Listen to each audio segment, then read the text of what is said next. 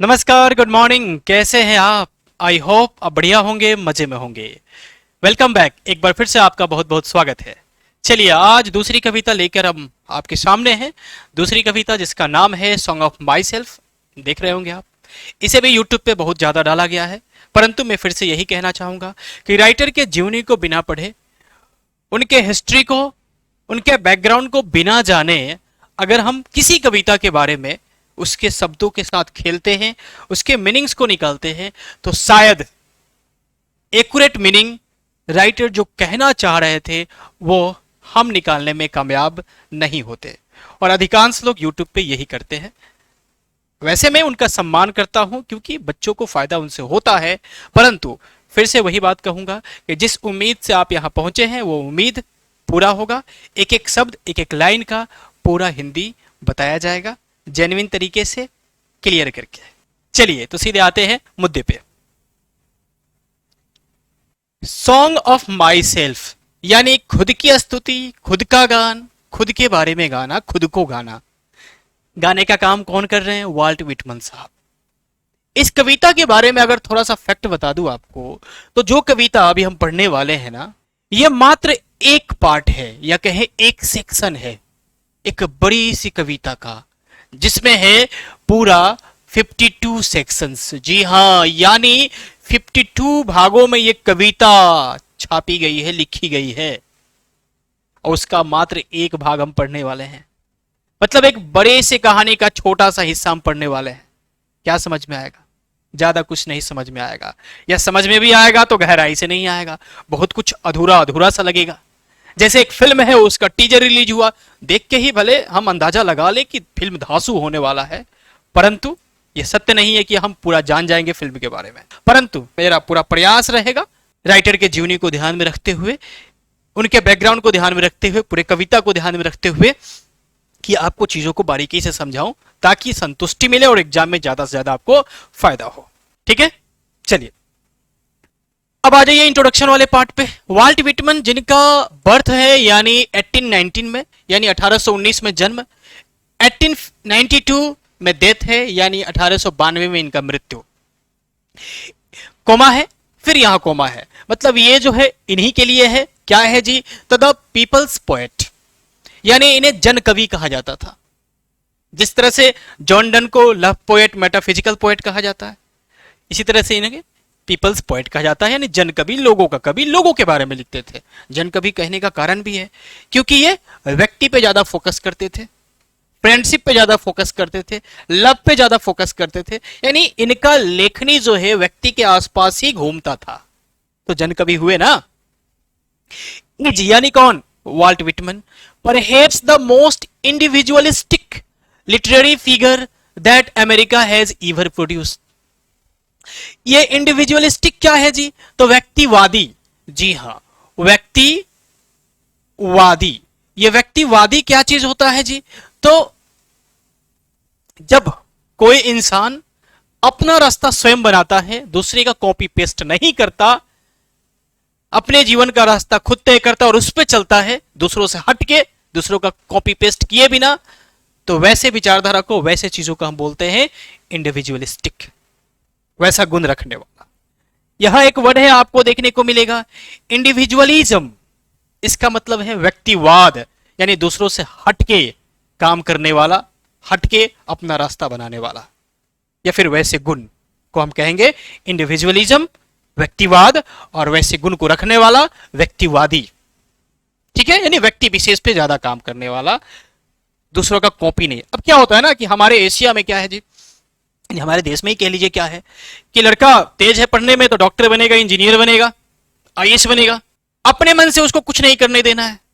ये तब अमेरिका में भी था, इसीलिए इनको इतना झेलना पड़ा था। क्या क्या झेलना पड़ा था आपको आगे लगेगा, पढ़ के मिलेगा। अमेरिका में भी ऐसा ही हाल था। वहां भी लोग नए चीजों में विश्वास नहीं करते थे, नया चीज नहीं करते थे, जो चीज चल रहा है उसी को कंटिन्यू करते थे, जैसा आज भारत में होता है। अगर आप कोई चीज नया करना चाहे तो आपको तब तक स्वीकारा नहीं जाएगा जब तक आप सफलता की बुलंदी पे नहीं चले जाते। वैसा ही हाल तब वहां था, अब यहां है, तो आगे शायद ना रहे। बहुत सारे राइटर इस पे काम कर रहे हैं। ये 200 साल पहले ही काम कर चुके थे अमेरिका पे। अगर नहीं किए होते तो अमेरिका आज इस अवस्था में नहीं रहता। डेवलप नहीं रहता, वो भी अभी डेवलपिंग में रहता। कैसे, समझिएगा जरा सा। तो इंडिविजुअलिस्टिक समझ गए, व्यक्तिवादी। लिटरेरी फिगर कहने का मतलब साहित्यकार, जी हां, साहित्यकार, ठीक है जी। यानी एक व्यक्तिवादी साहित्यकार हुए जिसे अमेरिका ने कभी नवाजा है, पैदा किया है, दिया है। शायद इनसे पहले ऐसा कोई नहीं हुआ जो व्यक्ति पे इतना बात किए हो, व्यक्ति को अपना रास्ता खुद बनाने के लिए, किसी दूसरे के रास्ते पे ना चलने के लिए कहे हो। पहली बार खुल के सेक्स पे बात किए हो, फ्रेंडशिप पे बात किए हो, लव पे बात किए हो, ऐसा पहले नहीं था इनसे पहले। इसलिए कहा गया है कि शायद ही अमेरिका ने ऐसा प्रोड्यूस किया है। He began working as a carpenter before his 12th birthday। यानी उन्होंने शुरू किया काम करना एज ए कारपेंटर, बढ़ई का, बिफोर हिज 12th यानी 12वीं जन्मदिन से पहले वो क्या करना शुरू कर दिए थे जी, तो कारपेंटर का काम, यानी 12 बरस से पहले। He also worked as a printer, teacher and editor and was volunteer nurse during the civil war। उन्होंने प्रिंटर के रूप में भी काम किया। प्रिंटर यानी छपाई करने वाला। आप समझ रहे होंगे कि ये मशीन थे क्या, तो नहीं, मशीन नहीं थे। प्रिंटर का अर्थ मशीन भी होता है जो छपाई करता है, और जो लोग छापते हैं उनको भी प्रिंटर कहा जाता है। मुद्रक का काम किए, शिक्षक का काम किए, एडिटर संपादक का भी काम किए, और वॉलंटियर नर्स यानी स्वयं सेवी। वॉलंटियर मतलब स्वेच्छा से, अपने मन से नर्स बनके वो सिविल वार के दौरान काम किए। सिविल वार यानी गृह युद्ध जब अमेरिका में चल रहा था, लोग जख्मी हो रहे थे, तो उनको मलहम पट्टी करना, उनकी देखभाल करना, उनको फर्स्ट एड देना, ये स्वेच्छा से कर रहे थे और किए। यानी जनहित में केवल लिखते ही नहीं थे, जनहित में सोचते भी थे, इसलिए इन्हें पीपल्स पोएट कहा गया। Whitman's poetry, all of which is collected in Lips of Grass, is known for its free rhythm and lack of rhymes। समझिएगा, यानी विटमन साहब की जो कविताएं हैं, सब कविताएं जो चीज में संग्रहित हुई है, जिस नाम से संग्रहित हुई है, उसका नाम है लिप्स ऑफ ग्रास। यानी लिप्स ऑफ ग्रास में इनकी सब कविताओं का संग्रह है, यानी लिप्स ऑफ ग्रास इनके कविताओं का कलेक्शन है। वो क्या है जी, तो फॉर इज नन यानी ये जानी जाती है। लिप्स ऑफ ग्रास जो है वो किस लिए प्रसिद्ध है, किस लिए जानी जाती है, तो फॉर इट्स फ्री रिदम यानी अपने मुक्त लय के लिए, मतलब उसमें कोई लय नहीं है। रिदम मतलब होता लय। एंड लैक ऑफ राइम्स और तुकबंदी की कमी के लिए। लैक मतलब होता है कमी, और राइम मतलब तुकबंदी की कमी के लिए। ये रिदम और ये राइम क्या है, तो समझिएगा। आप अगर पढ़े होंगे जॉन डन की कविता sweetest love I do not go, उसमें मैं 4 लाइन आपको बता रहा हूं और समझिएगा जरा सा। पहला लाइन है sweetest love I do not गो, क्या है जी, GOE। ई एक्स्ट्रा है लेकिन इसको पढ़ते हैं गो, ध्यान दीजिएगा। पहला लाइन का अंतिम शब्द ये है, ठीक है जी। दूसरा line for weariness of the, ऐसे दी लिखा होगा, आप देखे होंगे, यानी दूसरा शब्द, दूसरे लाइन का अंतिम शब्द ये हुआ, यानी इसमें गो, इसमें दी। उसके बाद तीसरा लाइन बोल रहा हूं, nor in the hope the world can show, क्या है जी, सो है। A fitter love for me, me है, यानी ये फर्स्ट है, ये सेकंड है, ये थर्ड है, ये फोर्थ है। अब देखिए जरा सा, ये फर्स्ट जो है थर्ड से मिल रहा है और सेकंड जो है फोर्थ से मिल रहा है। कैसे, तो गो में ओ आ रहा है, सो में भी अंत में ओ आ रहा है, मतलब इसका अंतिम साउंड इसके अंतिम साउंड से मिल रहा है, मतलब एक राइम बना रहा है, एक तुकबंदी कर रहा है। इसका अंतिम साउंड इसके अंतिम साउंड से मिल रहा है, दी मी, एक तुकबंदी कर रहा है, राइम बना रहा है। जबकि इनकी कविताओं में ऐसा नहीं होता था, ऊपर वाला शब्द कुछ और है, नीचे वाला शब्द का साउंड कुछ और है। तो यानी ना ही तुकबंदी रहता था और ना ही कोई लय रहता था। यानी पूरा हो गया ये रिदम यानी लय, पढ़ने में जो निकलेगा लय, और इस तरह से होना तुकबंदी कहलाता है। समझ गए। तो इनकी कविताओं में ये नहीं रहता था, जिसके लिए लोग पसंद भी नहीं करते थे, क्योंकि उसमें ट्रेंड चलता था कि कविता जो है लय में होनी चाहिए। आज भी है। अब कविता अगर लय में नहीं है तो सुनने वाले को मजा ही नहीं आएगा, उसको पता ही नहीं चलेगा कि कविता सुनाया जा रहा है कि कहानी सुनाया जा रहा है। समझ गए जी। हाँ, आगे बढ़िए। Whitman first published it at his on expense इन 1855, यानी 1855 में विटमन साहब ने इसे अपने खर्च पे, ऑन एक्सपेंस मतलब अपने खर्च पे पब्लिश किया। किसे? लिप्स ऑफ ग्रास को। ये लिप्स ऑफ ग्रास से आप क्या समझ रहे हैं जी? यानी घास के पत्ते, घासों के पत्ते नहीं। यह ग्रास का मतलब है वर्क्स ऑफ माइनर वैल्यू, मतलब हुआ कि कम वैल्यू वाले काम जिसको उस समय वैल्यू नहीं दिया जा रहा था। मतलब व्यक्ति के ऊपर लिखना, वो अगर कुछ अलग कर रहा है उस पर लिखना, या उसको प्रमोट करना, लव को प्रमोट करना, फ्रेंडशिप को प्रमोट करना, सेक्स को प्रमोट करना, उस समय माइनर वैल्यू के चीज कहे जाते थे। अगर उस पर हम काम कर रहे हैं तो माइनर वैल्यू, वो ग्रास के समान है, क्योंकि ग्रास को हम पैरों से रौंद के चलते हैं, तो उसकी बात कर रहे हैं। और लिप्स कहने का मतलब है जिसपे मैं ये सब चीजें लिख रहा हूं, वो पेपर, तो उस माइनर वैल्यू वाले चीजों का ये लिप्स है, मतलब पेपर है, इसलिए इसे कहा गया लिप्स ऑफ ग्रास। मतलब पन है एक प्रकार का, दिख रहा है कुछ और अर्थ और है एक्चुअल में कुछ और अर्थ। समझ रहे हैं ना? हाँ, ये गहराई है इसकी। और ये तब मिला मुझे जब मैं इनके हिस्ट्री को, इनके बैकग्राउंड को, इनके जीवनी को खंगाल रहा था। आगे आगे, तो यानी 1855 में इन्होंने अपने एक्सपेंस पे इसे पब्लिश किया।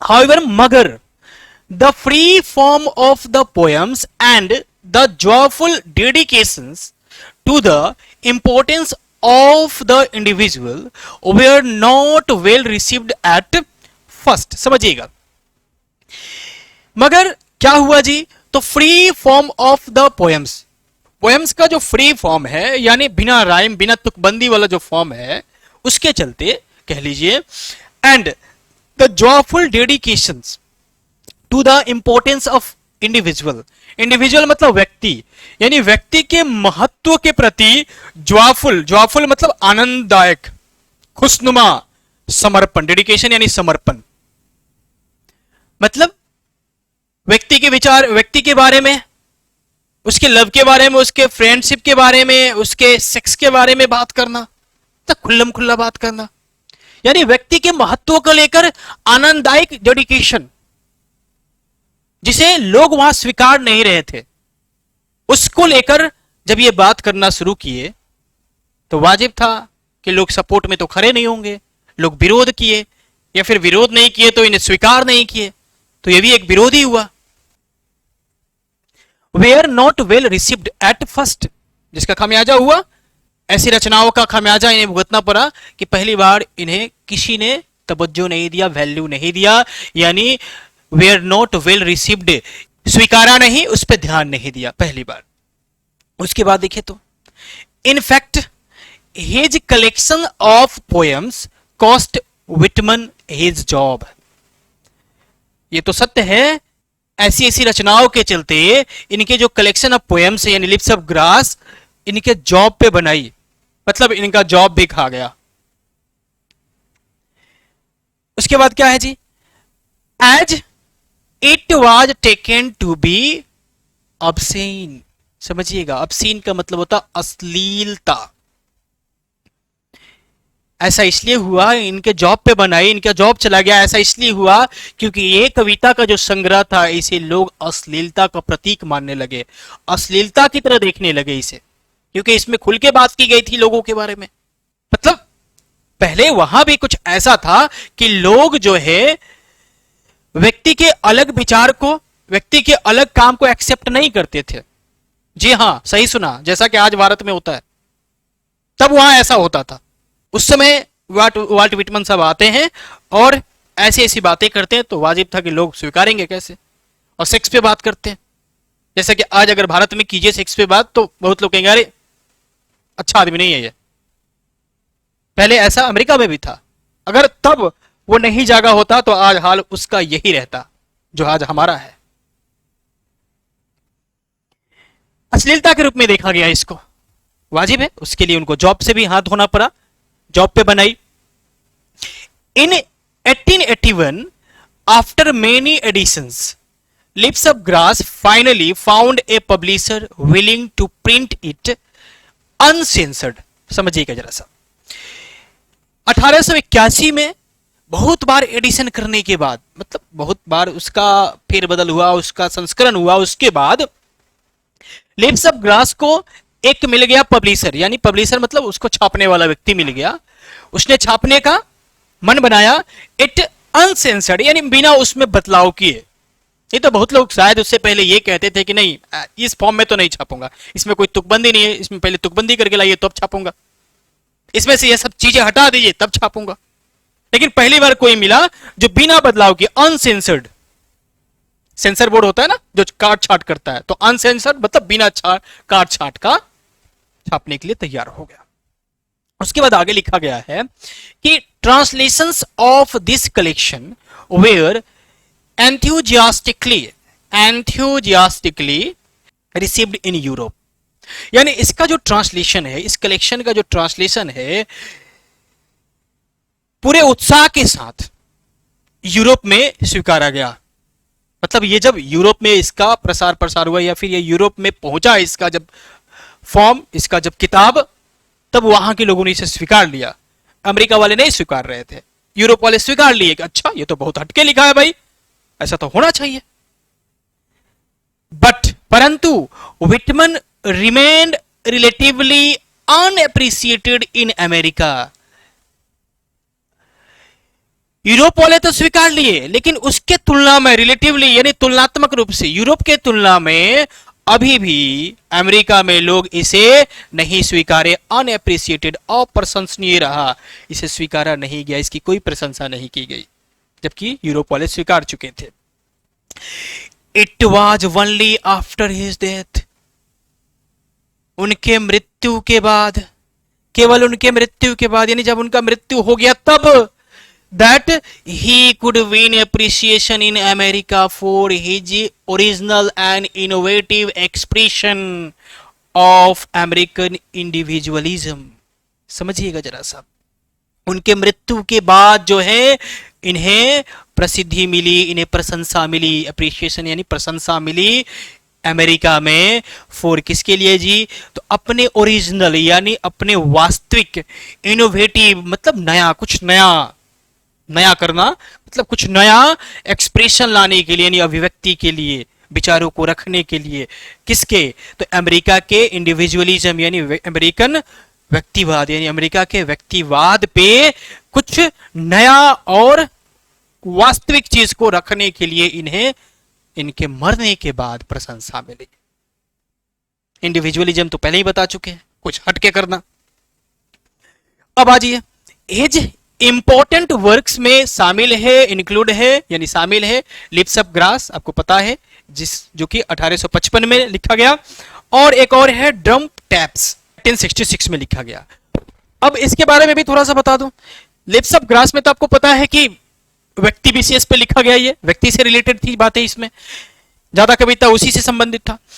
ये ड्रम टैप्स में ये सिविल वार से इंस्पायर हुए, सिविल वार और सोल्जर लड़ाई से संबंधित बातों को इन्होंने डालने का काम किया है इस कलेक्शन में। तो ओवरऑल इंट्रोडक्शन मैंने समझाया और हद तक समझाने की कोशिश की। अच्छा लगा हो, समझ में आया हो तो वीडियो को लाइक तो बनता है, नए हैं तो चैनल को सब्सक्राइब भी कर लीजिएगा।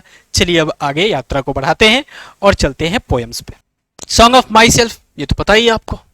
I celebrate my self and Singh my self, मैं खुद को मनाता हूं। सेलिब्रेट मतलब खुद का उत्सव मनाना, मतलब खुद के बारे में जब सोचता हूं तो मुझे अच्छा लगता है, खुद को मनाता हूं। एंड सिंग माई सेल्फ, खुद को गाता हूं। मतलब अभिमानी टाइप का नहीं लग रहा है आपको कि ज्यादा घमंड हो गया है राइटर को, ऐसा कुछ कह रहे हैं। मतलब हमको दूसरे से मतलब नहीं है, हम दूसरे के रास्ते पे नहीं चलते, खुद का रास्ता बनाता हूं, खुद को मनाता हूं, खुद को गाता हूं।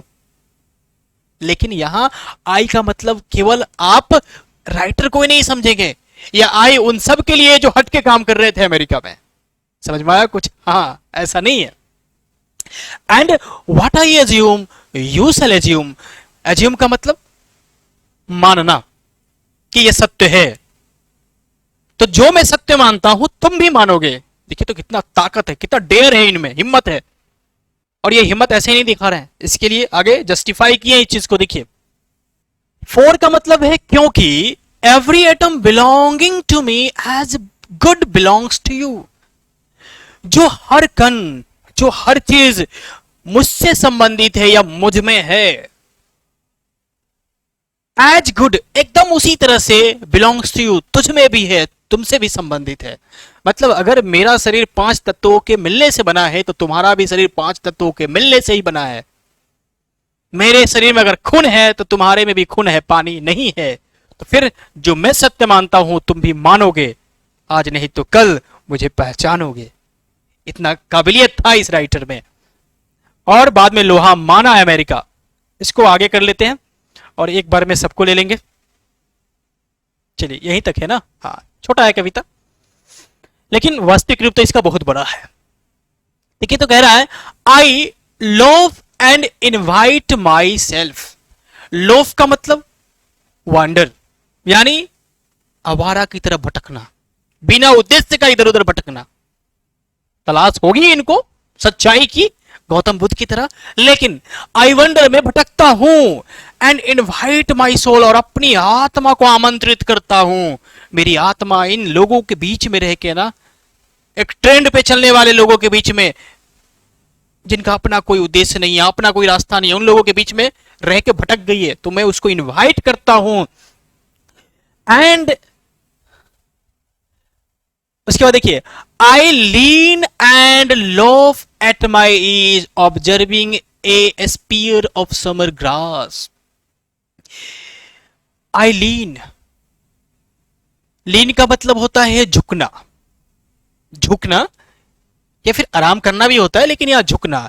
मैं झुकता हूं एंड लोव, और फिर भटकता हूं। किस लिए जी? एट माई एज, अपने सहूलियत के हिसाब से, मतलब थोड़ा सा झुक के। अब क्या करने के लिए? देखिए, observing a spear of summer grass, यानी समर ग्रास, गर्मी में होने वाले जो ग्रास हैं, यानी समर ग्रास के स्पीयर। स्पीयर कहने का मतलब एक तो होता है भाला, और एक भाले का जो नोक होता है उसको भी कहते हैं, या ग्रास का जो ये जो नुकीला वाला पार्ट होगा, ये वाला पार्ट, उसको भी कहते हैं। तो उसको महसूस करने के लिए, ऑब्जर्व करने के लिए। ठीक है जी। हाँ, अब समझ रहे होंगे कि आप इसको ऑब्जर्व करने की नौबत का क्या आ गई।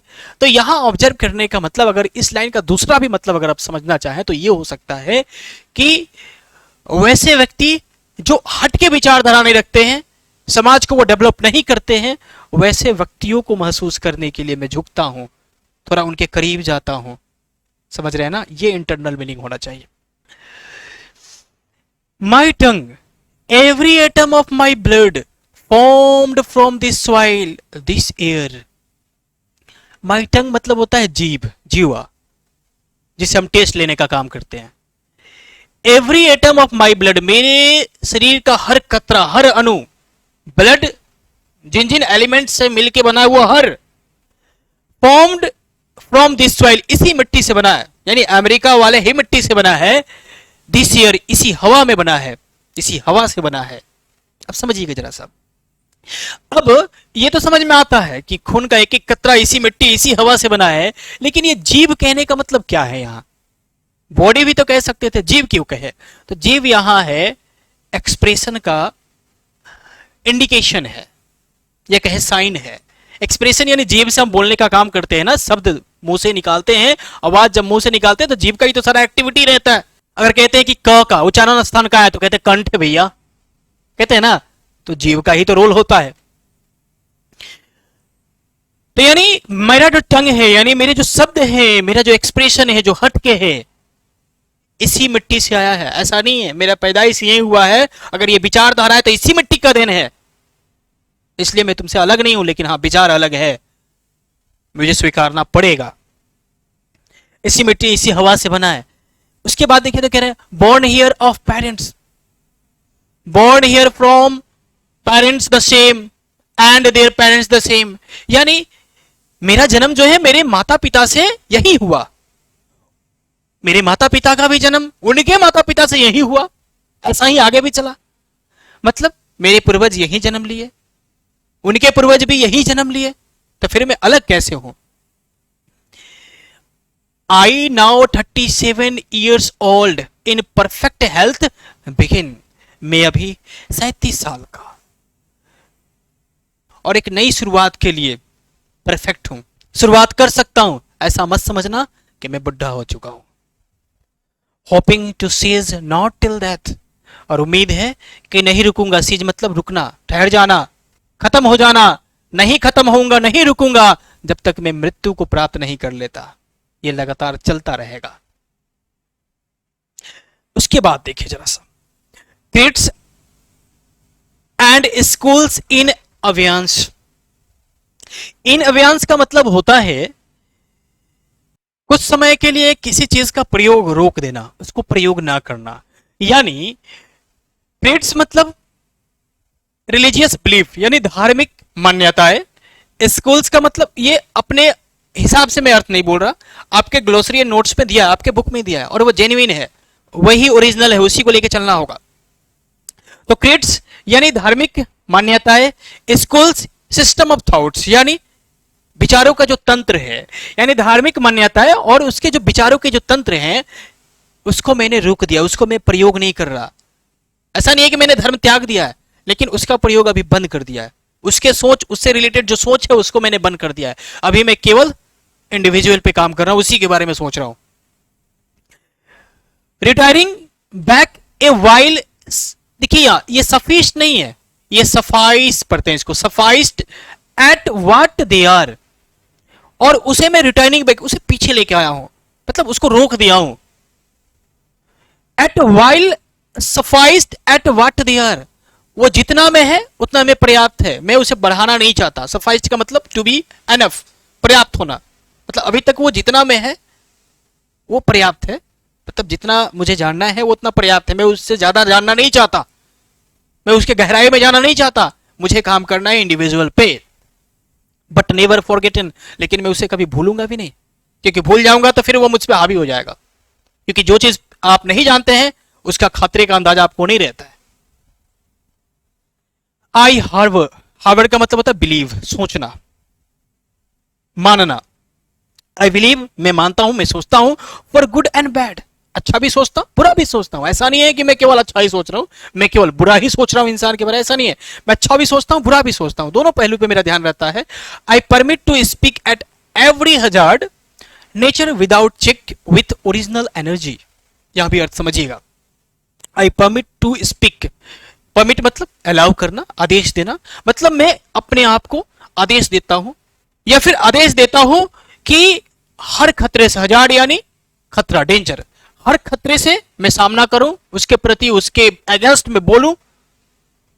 Nature without check with original energy, यानी नेचर मतलब स्वभाव, जब बोलूं उस समय स्वभाव क्या होना चाहिए, कैसा नेचर होना चाहिए, तो विदाउट चेक यानी बिना रुके हुए, बिना डरे हुए, स्वेच्छा से, अपने मन से, विथ ओरिजिनल एनर्जी, जो मेरा वास्तविक ताकत है उसके साथ, उसमें बिना समझौता किए हुए।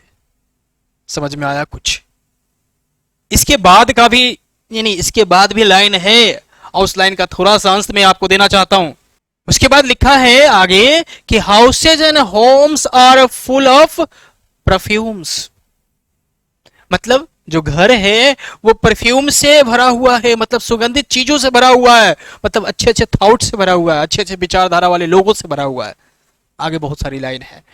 चलिए यहां तक आपको समझ में आया कि नहीं आया? बहुत चीज अधूरा भी होगा, शायद पढ़ के वो संतुष्टि नहीं मिला होगा, इतना समझने के बाद भी मुझे पता है, क्योंकि इतना दिन से मैं पढ़ा रहा हूं तब भी मुझे संतुष्टि नहीं मिलता जब तक वो पूरा नहीं पढ़ता। लेकिन हाँ, एग्जाम के लिए इनफ है, एग्जाम में क्वेश्चन कुछ ज्यादा हार्ड नहीं आता। चलिए, तो मेरा उद्देश्य था इसको एक एक शब्द, एक एक लाइन बताना, मैंने बताया। उम्मीद है कि आपको बढ़िया लगा होगा। अगर बढ़िया लगा होगा तो फिर वीडियो को तो लाइक जरूर करिएगा, चैनल पर नए होंगे तो चैनल को भी सब्सक्राइब कर दीजिएगा, अच्छा लगा हो तो शेयर भी तो बनता है, शेयर भी कर दीजिएगा। Okay, good bye.